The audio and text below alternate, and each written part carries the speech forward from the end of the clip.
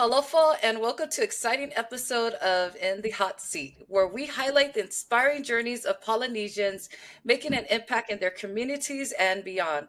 I am Leaso Filoya Li'i coming to you live from Katy, Texas. In Talofa, I'm Lina Famuina, residing in the 808 state, Hawaii. They say it takes a village, so we want to recognize the ainga that makes it all run smoothly with Leaso and I. We have Eileen Tumalu monitoring Facebook and Fui Petelo monitoring YouTube. Please feel free to stay engaged by dropping your comments or questions and chat with us to keep it fun. Just wanted to give everyone a heads up. I'm reading comments via text messages and screenshots, so I'll be multitasking and looking off screen here and there, but I'm definitely paying attention. Today's guest is someone I have so much love and respect for. She's from Niuli, American Samoa, a proud Tafuna High School graduate, and a true definition of hard work and faith. So without further ado, in the hot seat, we have Sisifo Ta'atiti. Hi, everyone. Thank you for having me. I am here in American Samoa. I'm from Niuli. Like Leasa said, my name is Sisifo. I am married to Anthony. I've been married for 21 years, and we have two children. We have two girls. I have an 18-year-old and a 5-year-old. And so life is fun. We live in American Samoa. We've been here for about 2 years, moving back from the States after living there for 15, almost 16 years. Coming back home has been a journey. So yeah, it's great to be here and to be on this podcast with you all. You're the first actually outside of our Leone High School, and we open it out to the public. So thank you for doing that for us. Sifo, let's get started with the questions. What have you been up to after high school? Yeah, so before you start, sorry, I'm sorry. Before you start, okay. What did you do right after high school? Okay, yeah. So like you mentioned, I graduated from Tafuna in 1997. Prior to that, I actually was in the military. Well, my dad was in the military, so we traveled a lot. I was born in Germany, raised there for a while in my childhood, and then when I was about 11 years old, we moved here to American Samoa. So I went to Manulele Elementary, Tafuna Junior High, and then Tafuna High School. So yeah, so after high school, I graduated when I was 17, went straight to college after. I went to BYU in Provo, Utah. Never been there before. I just knew that I wanted to get far away from American Samoa at that time.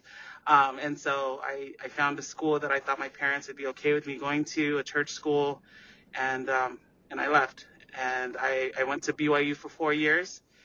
When I left Tafuna, I was dead set on like being an engineer. I loved math, science, and all that stuff. So, I had plans to be an engineer. I went with the purpose of doing that when I got to BYU. But then when I got there, it didn't turn out the way I thought it was going to be, as that happens sometimes. And so I ended up like changing my major a couple times, looking at different math, related majors. And then somebody introduced me to the field of social work, like a class. And I had never heard of that before. Didn't know what social work was, but it sounded interesting. They did volunteer work. They went and worked with troubled youth. And I was like, hey, that's cool. I'd love to do that. So I took a class in the beginning of my junior year in college. I took a class, an intro to social work, and that changed everything for me. And it was such a shift from technical, mathematical focused, programs to total people-oriented, a people-oriented program. And so I was like, I don't know why, but this just speaks to me right now. So, I ended up switching over, got into that program, and then ended up getting my bachelor's in social work from Brigham Young University. So, yeah, so that's what I did right after high school. Graduated there in 2001, and then moved back here to American Samoa. So, I don't know. Should I keep going? I don't know. The shift from... Oh, sorry. Go ahead. So, Go ahead. the shift from how you're saying you're into math and what have you, right? Those Yeah. usually you're, not as outspoken, or right, you're very oriented, right? Task oriented. And so the shift, was it hard to transition from being, a math major into social work where you have to reach out and speak to people? Was that a hard shift?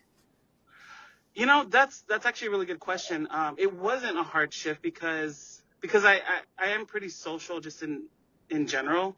And I found like growing up, I always had friends who, you have friends that come to you and you're kind of like that one that everyone comes, they want to share and they want you to get, they want your advice. And I just didn't know there was a career behind it. Like you know what I mean? Here in American Samoa, they don't talk about that. We don't take psychology classes in high school at that time. I don't know if they do now, but like, it just wasn't something that was introduced to me. And so, yeah, when I got out there, I was like, man, this is like I can do this because I naturally love talking to people. You know what I mean?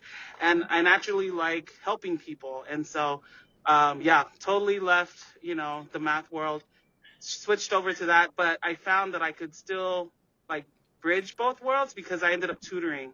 So I ended up doing like tutoring math to some of the kids that were in like lockup or in juvie. So yeah, it ended up working out.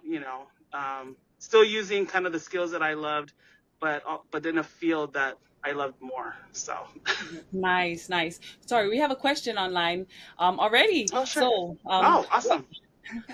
What challenges have you experienced moving back to the motherland? Occupation, family obligations, village and Matai system, future plans, and how to benefit the community. Yeah. Oh my gosh, that's a loaded question, but a great one. I actually my husband and I get this question all the time. So let me give a little context to our move back here. So, we were living in Utah for the longest time. We moved out there from here back in 2007. And right away, I started working in the government. And prior to that, I was a government worker here as well. And so I've been working in government for over 20 years. It's kind of, I'm just a government junkie. Um, and so, our decision to move back here was kind of multifaceted. My mom, we were looking for a place to bring my mom. We took care of my mom basically after, we got married. She lived with us and she developed lung cancer while we were in Utah. And so we were looking for a place that had better weather, So we were looking at all over like Texas, Hawaii, blah, blah, blah. And one day I just kind of had an epiphany, like, just go home. Like, go home. Like, you have a house there, you have land there. Like, go home. The weather's there. You're at sea level. So that's what we did. That was part of our decision to move home. We totally came like on faith. We had we didn't have any job prospects. My husband is in the IT field. And so, he had a great job in Utah. I was working for the government, very steady, but we decided, you know what, let's just go on faith. We feel this is the best decision for us.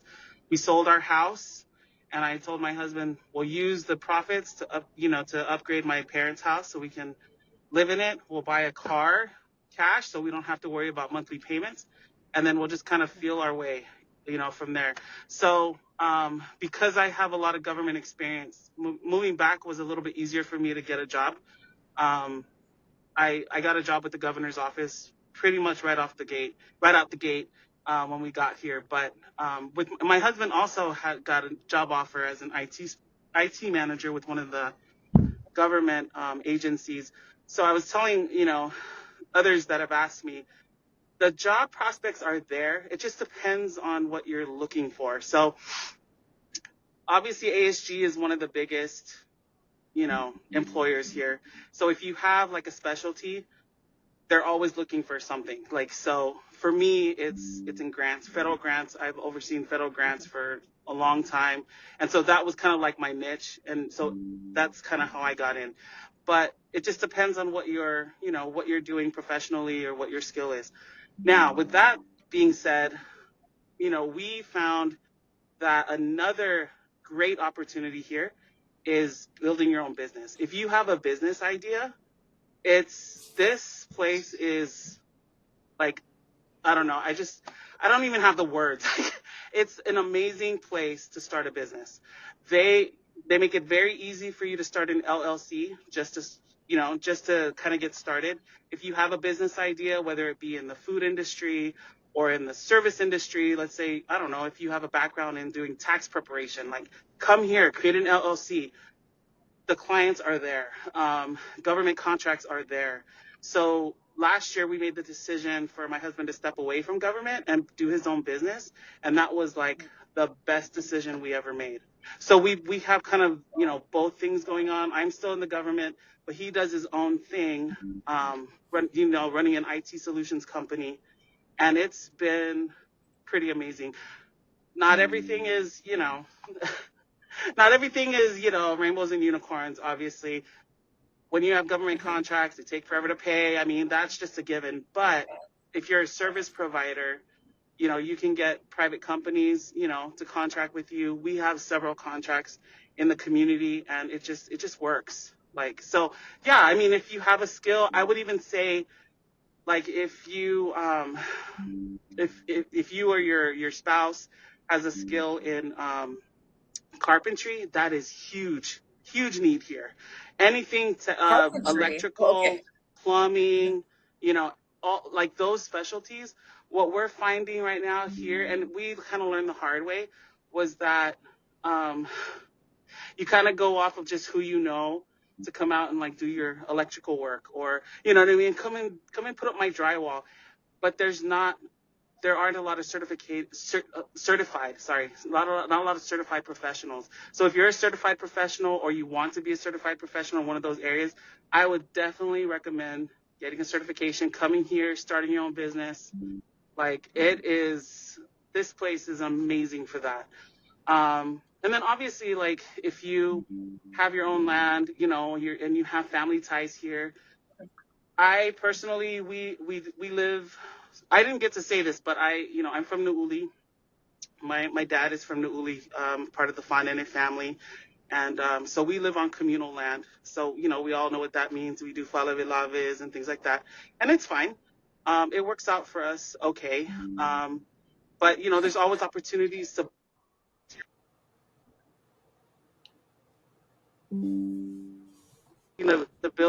build on, so that you don't have to be in that kind of environment. But yeah, anyway, just kind of went on there. But yeah, I mean, I would highly encourage anyone who wants to come here to come and check it out. I mean, I highly recommend it. So So I really appreciate you mentioning it because we talked about earlier before we started the podcast. But I believe Lena has a question for you out there. okay. Um, oh, you can. Oh, so what's the most Samoan thing about your childhood in Uli? What's the most? I'm sorry, I didn't catch that. What's the most What's the most Samoan thing about your childhood in Uli? Samoan thing or Like what you get to annoying do? things? Yeah, it's a Samoan Some thing. oh my gosh. Okay, so where we live, as when I was growing up, when we first moved here, I was like 10, 11 years old. So we lived super close to the Lions Park area swamp, and so my cousins and I would go out there and play kungange over there. So that was probably the Oh, most Samoan thing. Yeah, just like nice. right there by the Bala Lagoon. Yeah. So yeah, that was probably the funnest thing. And then obviously, hide and seek under the fa'i Mhm. trees. Back then we didn't watch TV much. It was all about being outside and playing with cousins and friends, and yeah. So yeah, I loved it. And that's Nice. probably one of the reasons why, like, I wanted my kids to experience this too. When we moved back, my older girl was just gonna start her sophomore year. And so I thought, you know what, this is a great opportunity for her to come and to experience going to high school here, experience being around cousins in Samoa, experience getting Yeah. friendships here in Samoa. It's just different, as you guys know. So, So I'm gonna read something that was sent to me in Messenger, and this is for you, Sisifo. Um, okay. when we were little, our family home evenings. So when we were little, our family home evenings would go one for about 2 or 3 hours, because my dad just talked and talked and talked. So then Sifa would say something like, Dad, we get it. You've said it a million times already. So I can imagine your dad, his face when you said that. And so she said, me, Mani, and Nephi, who is her sister and her two brothers, would just look down and mumble under their breath about why she said anything. Then family whole evenings went on for another 2 hours because dad had to lecture Sifo and the rest of us for being Fiopoko. Tell us about that. Oh my gosh. Because Okay, so this there probably we goes back we have to family prayers. It goes on forever. yeah. Um, yeah, I mean, gosh, it's probably why I became a social worker, to be honest with you. I'm all about like social justice. Like, if I see something wrong or hear something wrong, I'm always like, I have to correct this. So yeah, that was probably a bad thing, a bad habit back in the day. Got lots of beatings for that, but yeah, I mean, I had to stand up for us children back in the day. It's kind of one of my traits, but I will share. I will share that after I finished BYU, came home. I went on a mission for the Church of Jesus Christ of Latter-day Saints. I served a mission in Mississippi and Louisiana, and so while I was out there, my about 3 months before I finished, my dad passed away here in Samoa, and so that has always been something that I look back on because I was 22 years old when I decided to serve a mission. Usually people go or girls go at that time. It was 21. But I didn't have a desire at that time. The desire didn't come until I was 22 years old. And sometimes, like for me, you don't see things clearly until it's in retrospect, right? So for that, I was Yeah. like, I know that, you know, we have a loving God. Like we have a loving Heavenly Father. Not to make this a religious, session, but I know that He's very mindful of all of us. He's mindful of me. Um,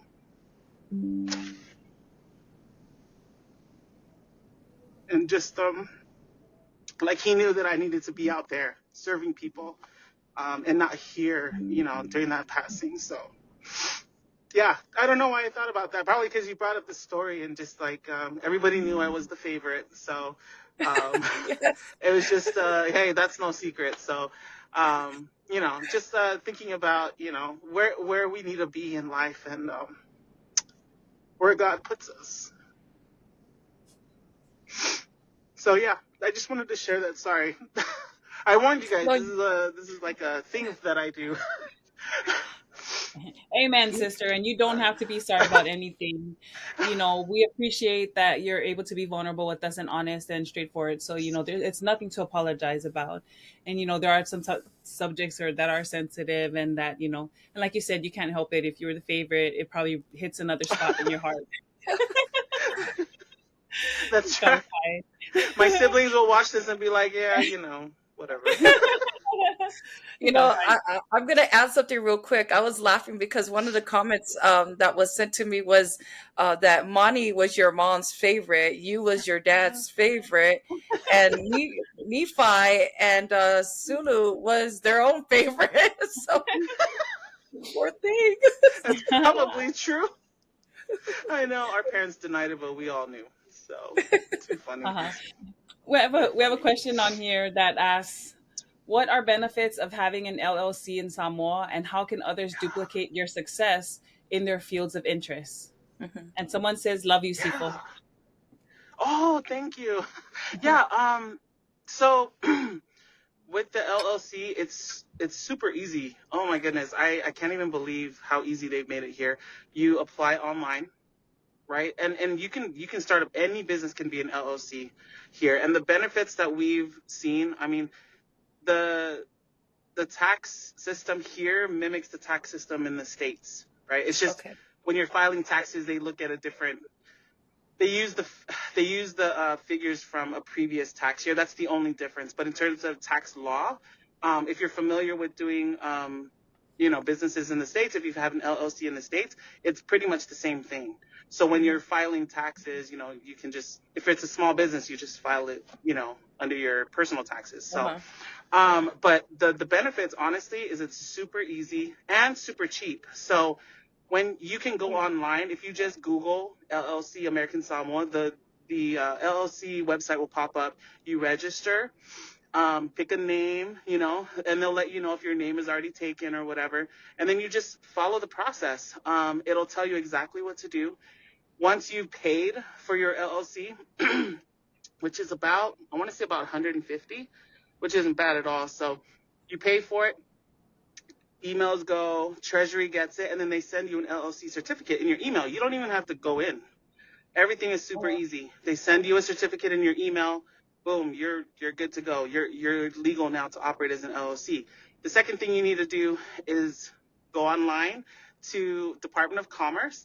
You can apply online for your business license. Same thing. And the business license is about 150 as well. So all in all, it's about $300 just to get started.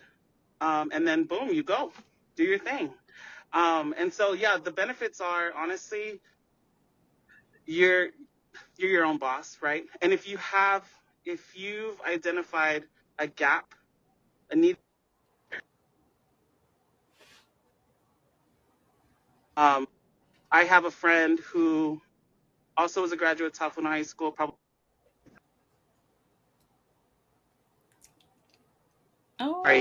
Sorry.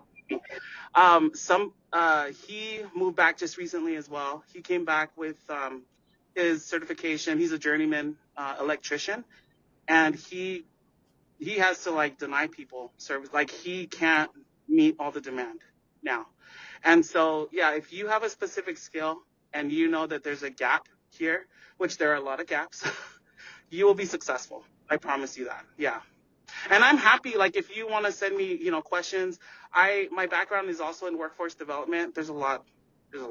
Anyway, my background is in workforce development in Utah. And so looking at gaps in the workforce is kind of what I can do here. So, yeah, if you shoot me a message, I can do some research for you and kind of tell you, if what you're interested in doing here, would be likely to be successful. If there's a gap in the industry, I can let you know that. So, nice. Sifo, I got a question on the LLC part.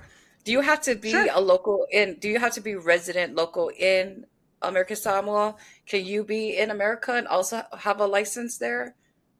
Good to Yes. know. Yes.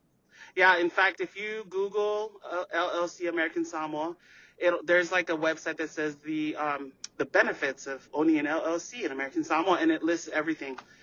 Like you just, yeah, you can actually own an LLC from wherever you are, and like have a local partner. You know what I mean? That helps you with the local business side of things. But yeah, The other question I people have do it all about the the time. LLC, just yeah, do you Mhm. need to have like your Matai site off from any of those paperworks? Um. So no. Short answer is no. Okay. When you submit your application in the Department of Commerce website, they have a platform that you use to submit stuff. They will ask you like if you're going to be running out of your home or like renting somewhere, you know what I mean? And you Mhm. just have to provide a map of where you're going to be located. And that just comes from Public Works. That's probably the only thing you have to do. Call Public Works, have somebody email you a map of where you're going to be located, and that's pretty much it. So, Sifo, Lena, sorry, was there something you wanted to ask? Oh no, I was gonna just say before we move on to like present and future, I wanted to know if you have any teachers at Tafuna High School that you would like to recognize or pay tribute to. Going through the school system in Samoa and then leaving and being successful and being prepared for college life. Are there any teachers that you'd like to shout out? Yeah, I do actually.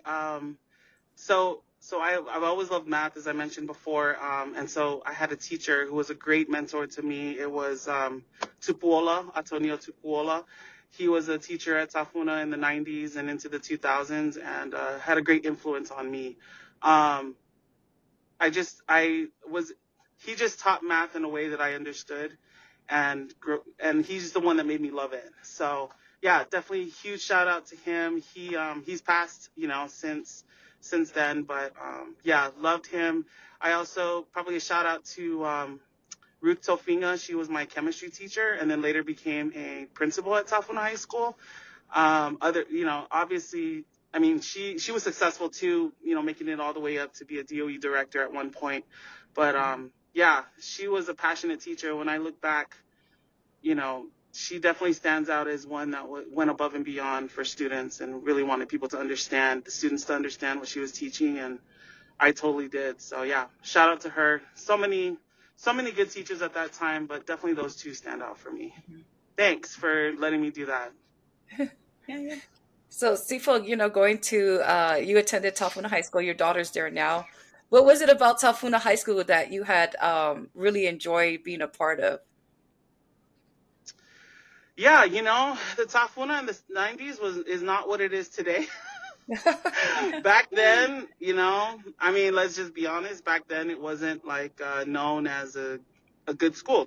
I mean, that's just plain and simple. Our student body were very ulavale, and we were kind of known as the, if you get kicked out of another school, take them to Kafuna kind of a thing. But as we all, have pride in our schools. I mean, obviously, I love my high school. I loved everything about the experience there. I was very active in student body. I played basketball a couple of years, active in like math competitions and things like that. Just loved the experience, had great teachers, as mentioned before. And so, but I think for me, and this is probably for you guys too, I'm sure, just the connections and the friends you make, with your classmates and other people that, you go to high school with, you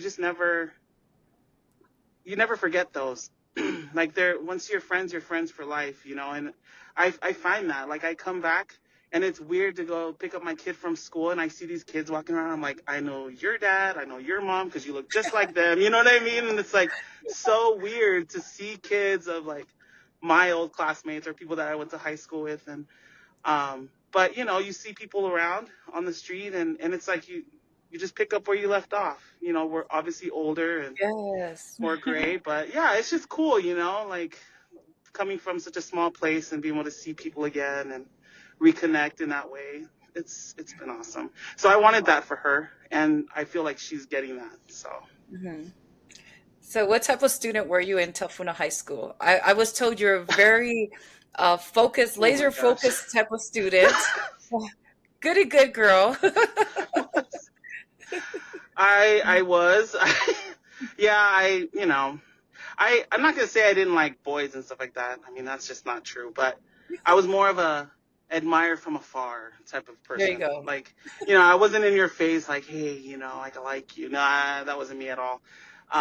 But I was very laser focused in school. I love school. To be honest, like if I could get paid to just go to school, that would be a career to me. I love college. I loved everything about it. Yeah, I love learning new things, and so yeah, school was awesome. I loved it. So, We but have a yeah, that was comment. me. We have a comment on Yeah. here from Sulu Penerosa. Hi, Oh Sifo. gosh. I love you. And David says, love you, Sifo. Oh, thanks, guys. So, Love you guys. Sifo, you got to tell me about this whole trip that you went to Vegas and how your mom covered up for you when your dad was waiting for a phone call every Sunday when you were in college. Oh my gosh. Okay, so this, just to be clear, like, so Vegas is only about a 4-hour drive from Provo, Utah. And every time I went to Vegas, it was not to go and hang out, right? I was going because somebody needed something. So one year, I had a friend who was stuck down there. So we did like a back and forth trip over the weekend just to go down, pick her up, and bring her home. And so, yeah, it just happened to be on a Sunday. And my dad was like trying to check in on me, but we had a rule that I would never leave the state. So we had this rule, that I couldn't drive out of the state. And so every time I did, I would tell my mom, but I wouldn't tell my dad. So that's where that story comes from. I had to do it twice. Yeah, I went down and brought a friend back, and then I had to go take a friend and drive her car back. So those are the two instances. I was not ka'a, and I didn't go to Vegas to be at the casinos or whatever. No. Those are the instances. But yeah, we had to keep that from my dad. He was It was It's a good thing crazy. they didn't have GPS at that time. Right? Right? Or like tracking, Life Life iPhone 360. tracking, life tracking. 360. Yeah, yeah. Yes, yes. Oh no, girl. I think I would have been like, he would have been calling me off the chain. He'd be like, Like, where "Where are are you? you? I see that you're." Yes, you left the state. Yes. Yeah. Yes, he would have had that on lockdown for sure. Sulu, I know your mom passed away, was it a year ago? And Yes. it was really hard for you guys. And I know that you guys missed her and your dad very much. How was that for you as being the oldest daughter, having to come back Yeah, home to, yeah, that's a great question. In fact, today is actually the day. So today, a year ago, was when she passed. oh, Yeah, yeah, it's crazy to think about. We were talking about her earlier today and kind of sharing with my siblings, but um, you know, when she developed lung cancer, she had just beaten breast cancer. We were so happy. She had breast cancer, beat it. We were so excited, and then all of a sudden she developed lung cancer in the worst stage. It was like stage 4 already, and so only because we kind of expected it wasn't like sudden. You know what I'm saying? That we were able to kind of prepare ourselves, although nothing really prepares you to lose your mother, but um, that kind of prepared us in a way. But then also being able to bring her home and just like have her be in her home where where that her and my dad built, and then also knowing that she would be eventually be next to him, outside in front of our house, like just felt right, and yeah, I mean, we had my mom with us for years and years, and when I told her we were going to move back to Samoa, she didn't believe me. She was just like, no way, there's no way. And when it happened and we made it happen, she was happy. She was happy to come home, and I wanted that for her. I wanted that for her, and I knew that that was going to be important to her. So, in our culture, how we believe the whole Kosi Makua thing, Kosi Makua, you'll get blessed. I have to say that I truly believe in that. I truly, truly believe in that. We we had the privilege of having my mom in our home to raise, my kids. Sorry. She was there when both of my kids, came home from the hospital. She was there like for everything. She was there through every event, through every, experience. And then, in that way, we were blessed. My children were blessed to have her in our home. And then when she passed, I couldn't believe, how much we were blessed. And even to this day, like I sometimes, I don't know, things come out of the woodwork with our business. The business is like flourishing. And I just keep going back to her, like, this is all going back to the Gosi Makua, like you take care of your parents, they will bless you. And I truly feel that, truly, truly feel that in our home and in our family. So, um, yeah.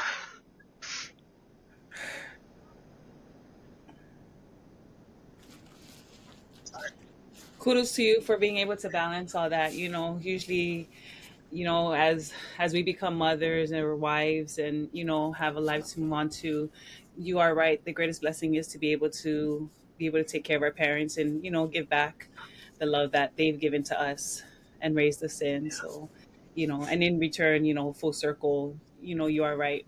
How they say blessings will come. So great job, Yeah. amazing job. So what's Oh, one of the thank you. lessons from your parents that you now pass on to your children?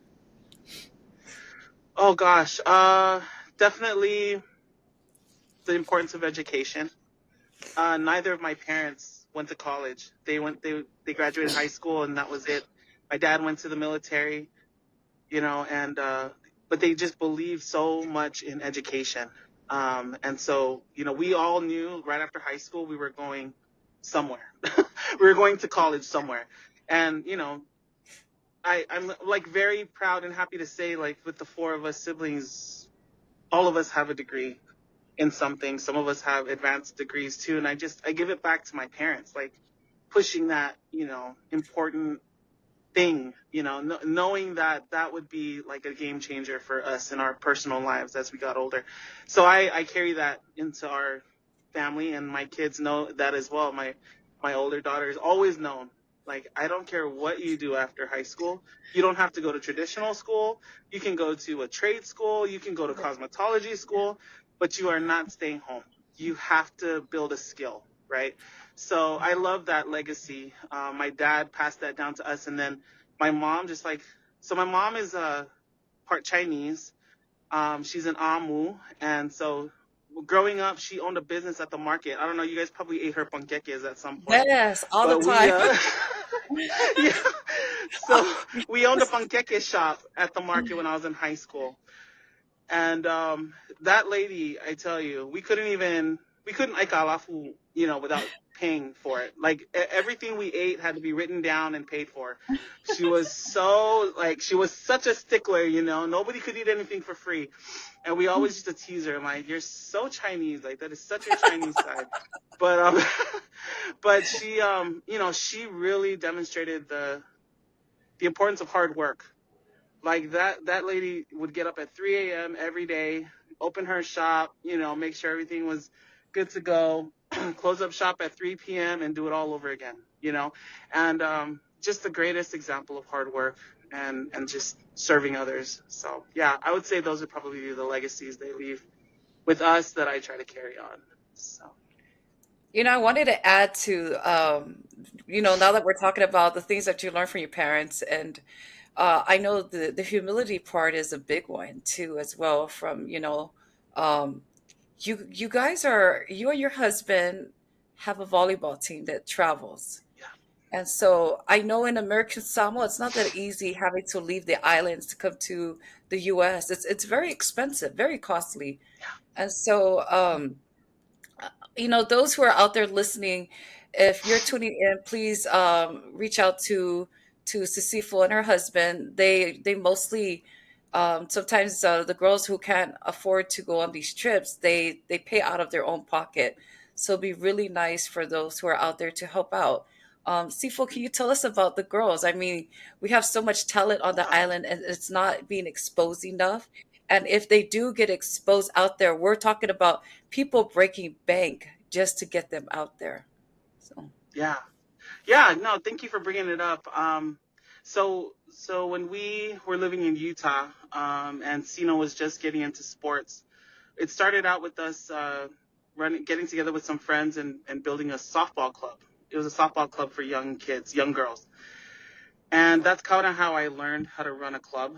And so when Sina got older and Sina's my older daughter, when she wanted to transition to volleyball, we started our own club because in Utah, it's so expensive, and probably where you're at too. It is so expensive to play club ball. And when you're just starting out, I don't see the value of paying $2,000 for my 12-year-old. You know what I mean? To play club ball, it just didn't make sense to me.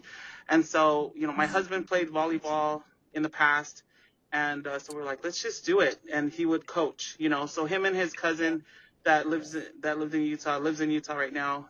We got together. They coached, and I just ran the club. So we did it for our own kids, and then we brought in a bunch of kids that were like, hey, if you can't afford it or just want to join our club, then come on and join us. So that we made it affordable for people who wanted to learn the sport and to play the sport. So that was kind of my introduction to running a club of our own. And so when we decided to move here, that was one of the things that I felt bad, like leaving, was travel volleyball for my older girl, because she loved being on a travel team. And so when we got here in the fall of 2022, she started playing for Tafuna High School. And then for several different reasons, Anthony got pushed into coaching the varsity team at Tafuna. We started, going to all the games, and I was like, there is some crazy talent here on this island. And having just like played club over the summer and in the spring of that same year, I was like, I can just picture a team out of here, compared to some of the, girls that we were playing with before. And so we started approaching parents like, hey, would you be interested in traveling? I mean, we could make it work. We could fundraise. And so we put together a club. It's called Tausala Gold. And yeah, I mean, the rest is history. We got together girls from all the high schools, from Leone to Whangaitua. We've had go with us. And our first tournament that we participated in was in Arizona at the Arizona Volleyball Festival, and they did awesome. Hmm. And since then, we've participated in 4 travel tournaments, just giving girls opportunities to play on that national level. And then every time we go out, we get college coaches approach us. And so, yeah, so we keep in contact and we try to refer them out and get scholarships. And just last year in 2024, we made nonprofit. And so we've been able to get more, businesses invest because of the nonprofit status. But you're right, prior to getting the nonprofit status, this was another blessing of having our business, is that we would just sponsor the girls out of our business. If there was a girl that couldn't afford it, like we would just, we would have her come and work for the business. We would have them come. I make my kids work for the business too. Like, so Stina works for us, and then we would bring other girls to come and work for us, and then we would just sponsor them through the business. So, yeah, just a way to, to kind of give back in that way. So, but yeah, And that's our club. that's amazing because you're doing two things at one time, right? Like how you said your mom was right. You're giving them the opportunity to have those experiences and also building, ethics in other parts of it to know that if you want something bad enough, right, you're gonna have to do, go work for it. Work for it. So awesome. Hmm. We have another comment here Yeah, from thank you. Sulu. It says Sifo has the most Oh my, Chinese in her hair. oh my gosh, stop. Don't let her comment anymore, guys. This is crazy. So, Sifo, what are some of the goals that you're trying to achieve this year? Since we're in the beginning of the year, what are you trying to achieve for this year? Oh my goodness, that's a great question. So I currently, I currently work for the government.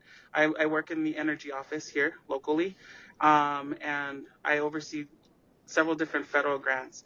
So one of the goals professionally would probably be to help out more agencies, just kind of learn to navigate federal grants. Um, Sorry, did I lose you guys? No, you're good. We can hear you. Oh, okay. Sorry. Yeah. So just there's talking about gaps in knowledge, gaps in experience. That's one thing that I'm looking at. Doing a little bit more of is just helping other agencies kind of learn how to navigate federal grants and like just federal bureaucracy, basically. And then like on the volleyball front, my husband Anthony just uh, became the coach for the Team American Samoa that's going to the mini games for the indoor volleyball for women. So yeah. So speaking of fundraising, quite a few of our Tausala Gold girls are on the mini games team for Team American Samoa, and so collectively with everyone else, even if they're not in our club, we're fundraising to get to Palau in the summer. So Wow. that's a huge deal. So yeah, I mean, if you're out there, if you own a business, and can donate, we're going to be using our 501c3 for donations. If you want to donate, I can give you a nonprofit letter to help with your taxes. But yeah, we're taking donations, and happy to give you a shout out even on our social media pages. And if it's sometimes when we get a large donation, we'll do like a jersey or a shirt with their logo for a warm up shirt, just to kind of help promote the businesses. So yeah. So if you're interested in donating, please do. It's very expensive to get to Palau, but Yeah. we're excited to get these girls out there. So much talent to share, and yeah, so excited for that. Sifo, do Nice. you have like some of the, do you guys also recruit from girls in the US to play? For the mini games, Yes. I think there was an opportunity to send film if you were interested in playing. I think the priority was to try to um, build a team off of the local girls, but for it's kind of a long story, but like for the roster, you can add as many girls as you need to before you cut it down to a 12-man roster. But yeah, right now we do have a few girls from the States that are on our long man roster. So, but Nice. yeah, there is an opportunity. There was an opportunity. Go ahead. If we asked your Yeah. volleyball players to describe you in one word, what would they say? Probably determined because honestly, I sometimes when you're trying to plan and put together things, get ready for a tournament, it's hard to wrangle everybody in and get everybody focused. But somehow we make it work and we get it done. And so they probably would say I'm determined because I never let challenges kind of like stop us from meeting our goals. And the challenges is always money. So I shared Yeah. this on our social media post several weeks back, but right after the New Year's, we were traveling to Hawaii. We just got back from Hawaii, tournament in Hawaii 2 weeks ago, and we had a couple players that hadn't paid yet, right, for their airfare, and it was getting close, and you guys know, like, if you don't pay quickly, there are no more seats on the plane. So I took to social media and I was like, hey, we have a couple of players we need sponsors for. And like we were able to turn around and get two sponsors like quickly, some businesses that were able to sponsor us, and so that kind of gave me the second wind, like, okay guys, we got this. So we ended up going.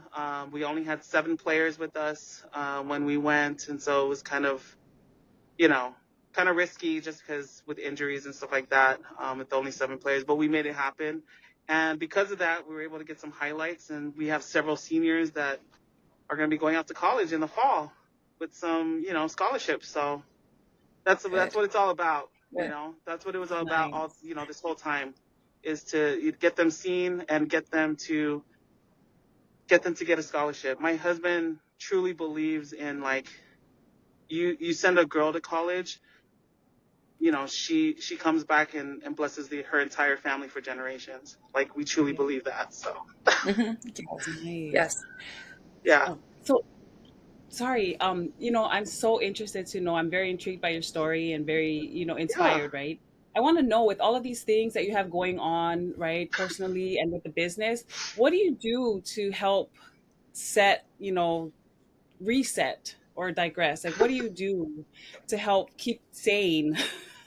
Yeah, Yes. great question. To be honest, I do try to balance like the spiritual side of things. I also serve in church. I serve in our young women's group in church, and so I feel like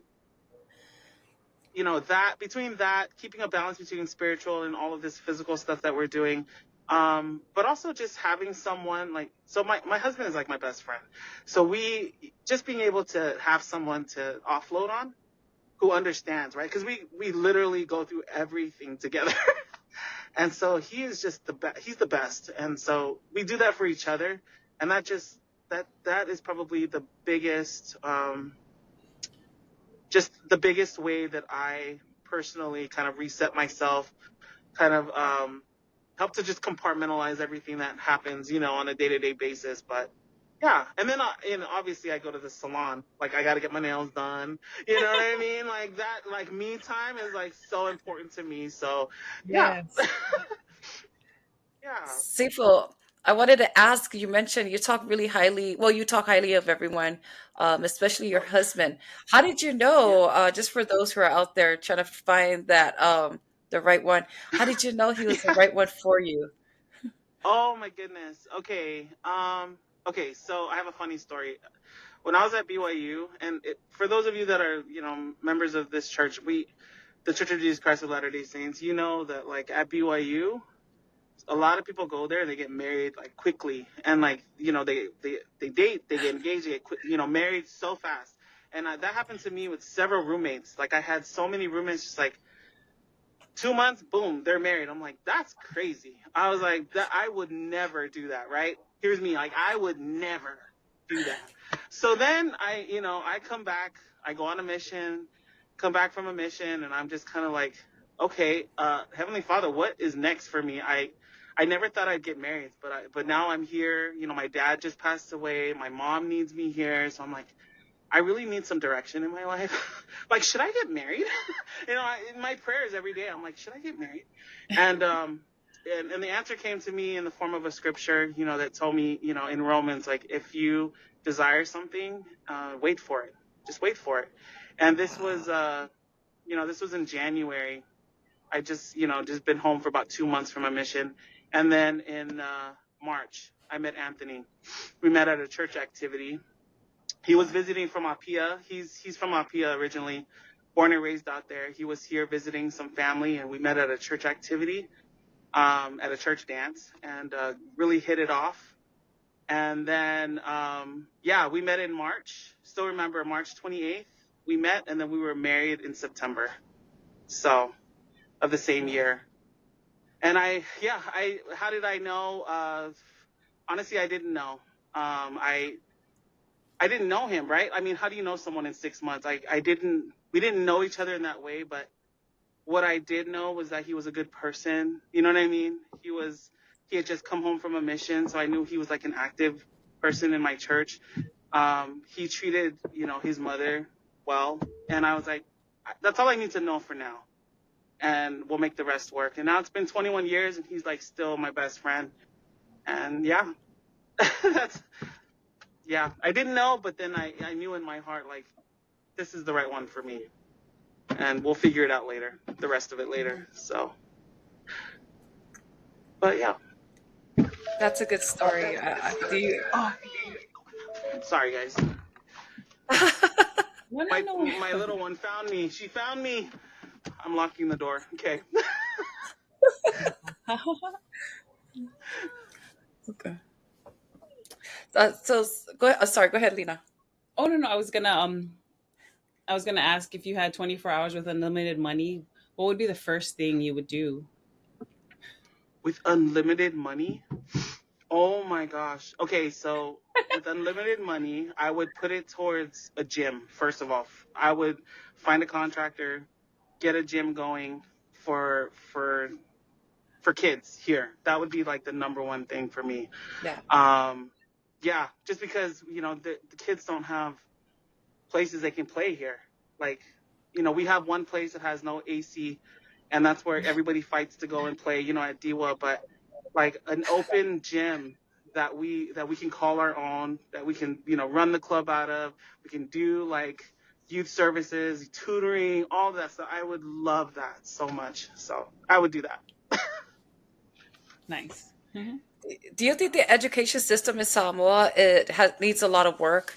Now that your kids are there, and what improvements do you think should be done? Oh my goodness. Okay, so I was actually just talking to somebody about this yesterday, and so if you're listening and you're a teacher, please don't come for me. I understand the limitations that we have here in American Samoa, but it's the public school system has really gone downhill. I don't know.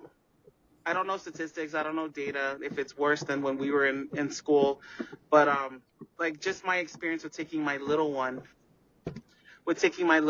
to public school, and then having to take her out and take her to a private school, and seeing her thrive there. That was the comparison that I needed, and I just feel for like a lot of the kids that just kind of pass each grade level without learning what they need to learn, and it breaks my heart, because even my older one will come home and tell me, like, yes, I have people in my class that can't even read, like really read these still, and so that just breaks my heart. Like, we have high school kids that have very low reading, levels, comprehension, like all of that.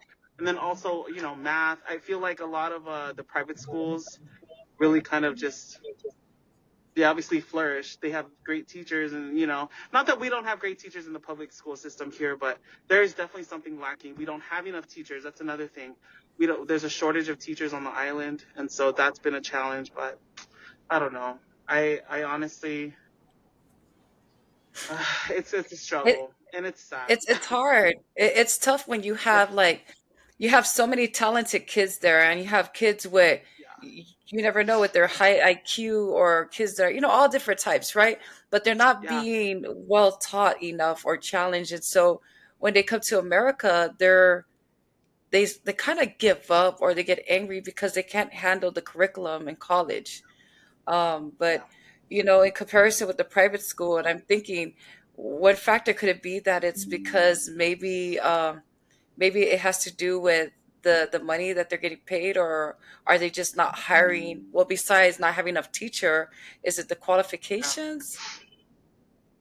Yeah, I mean, I don't know. I know pay probably has a lot to do with why there's a teacher shortage. You just don't get paid enough as a teacher, unfortunately. I mean, not just here, but in the States as well, but even more so here. Like, teachers don't get paid enough. Um, just what I've seen, like, with my kid going to a private school, she was just in kindergarten, but, like, just the curriculum. You know what I mean? Like, pushing curriculum.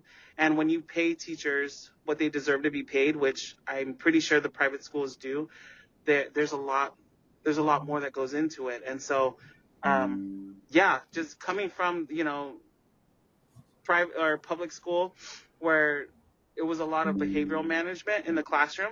And I don't know if that's true for any other school, but for her class where she was at, that's what was happening.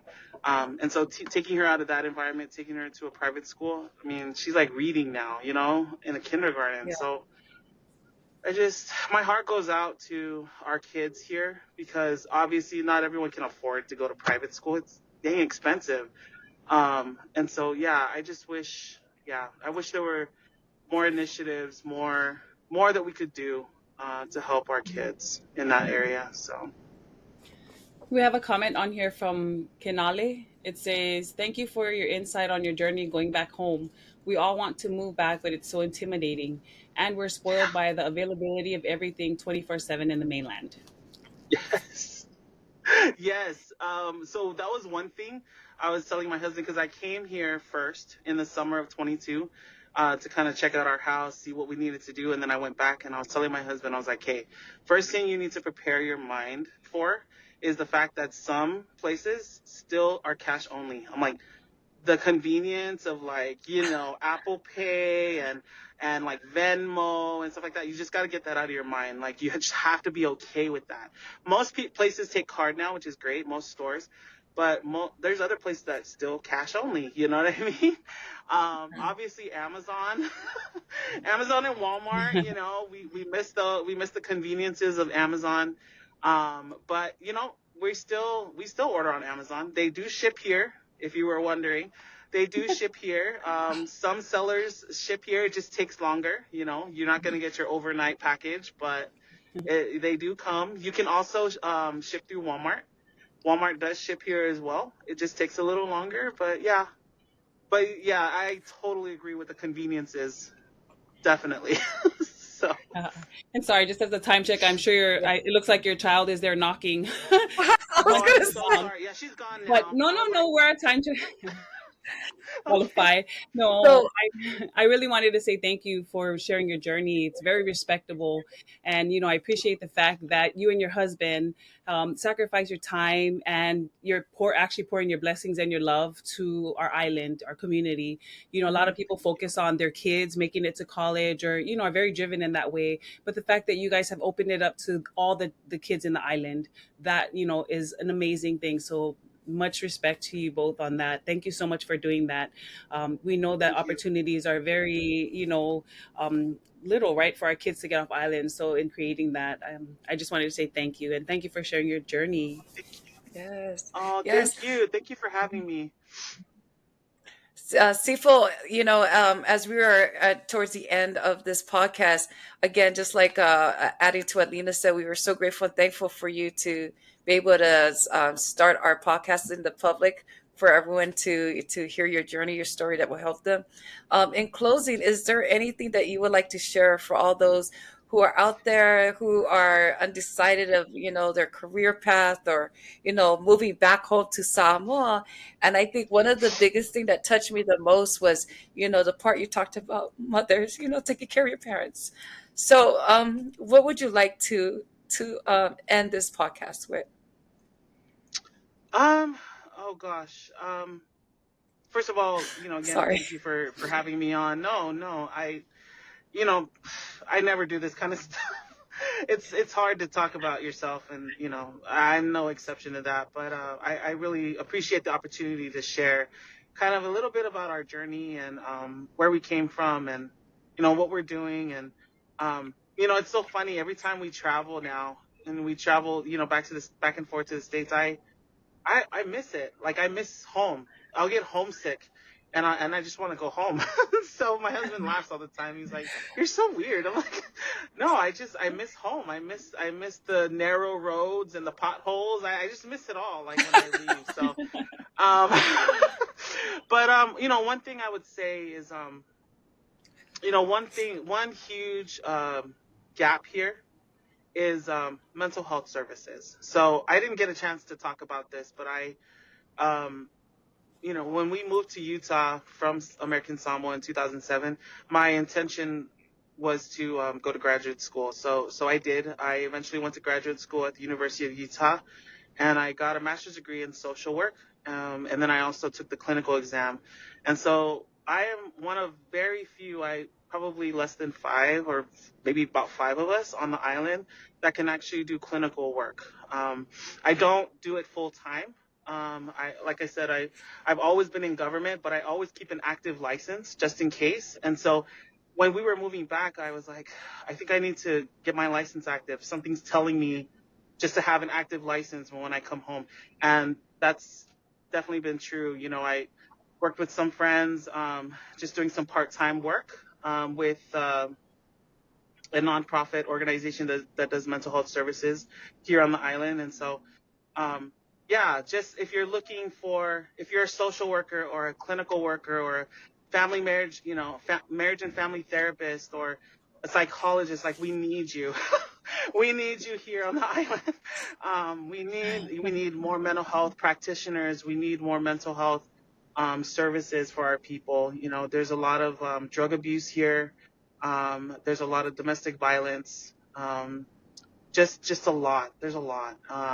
And so, yeah, I mean, that's another way that I try to give back to the community, is just doing a little bit of part-time work on my clinical side.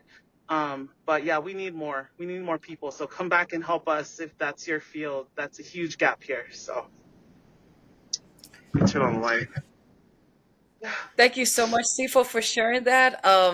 We really appreciate you, and to everyone out there who's on the live listening in, and those who are going to be watching in. Please reach out to Sisifo and her husband in regards to also the girls who are on the volleyball team, so that they can all make it to the mini games that's going on in and is it Palau, in Palau, Yes, we're and to going to everyone. Palau. Yes. So let's make it happen. Let's support our people out there, and also all of our players who are also trying to lead to make it there. And to all of you, I end this with God bless you all, and to God be the glory, and you all have a good night. Thank Bless. Thank you. you. Thank you, people. Thanks. Bye. Have Bye. a good You're night. welcome. Bye. You too.